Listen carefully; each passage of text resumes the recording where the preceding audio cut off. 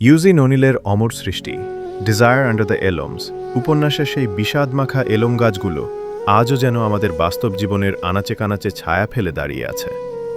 হয়তো কালক্রমে দেয়ালগুলো এখন পাথরের বদলে ইটের তৈরি, শহরগুলো অনেক বেশি যান্ত্রিক, কিন্তু মানুষের মনের আদিম আকাঙ্ক্ষাগুলো কি আজও খুব বেশি বদলেছে?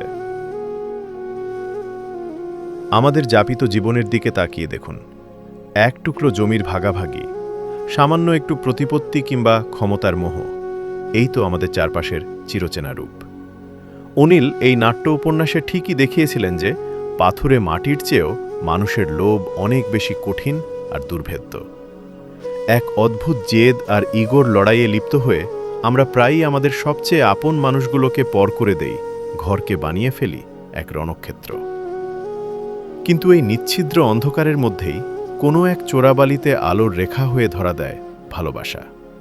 যখন পৃথিবী আমাদের পিঠ দেয়ালে ঠেকিয়ে দেয়, যখন চারপাশটা হয়ে ওঠে প্রচণ্ড প্রতিকূল, ঠিক তখনই আমরা বুঝতে পারি স্থাবর সম্পত্তি নয়, দিন শেষে পাশে থাকা পরম মায়ার হাতটি আমাদের প্রকৃত বেঁচে থাকা। ভালোবাসা মানেই হলো সব প্রতিকূলতাকে হার মানানো। ডিজায়ার আন্ডার দ্য এলমস আমাদের শেখায় জীবন মানেই এই অদম্য এক সংগ্রাম, যেখানে একদিকে থাকে ধ্বংসের হাতছানি আর অন্যদিকে হৃদয়ের গভীর টান। এই টানাপোড়েনের মাঝে ভালোবাসার জয়গান গেয়ে যাওয়াই হলো মানুষের আসল সার্থকতা।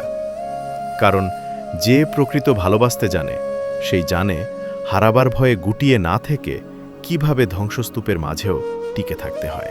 বন্ধুরা, জীবনের এই গভীর দর্শন যদি আপনার হৃদয় ছুঁয়ে থাকে, তবে ভিডিওটি লাইক করুন এবং আপনার মূল্যবান মতামত কমেন্টে জানান। জীবনের এমন আরও না বলা গল্পের সঙ্গী হতে আমাদের চ্যানেলটি সাবস্ক্রাইব করুন, করে পাশে থাকুন। ধন্যবাদ।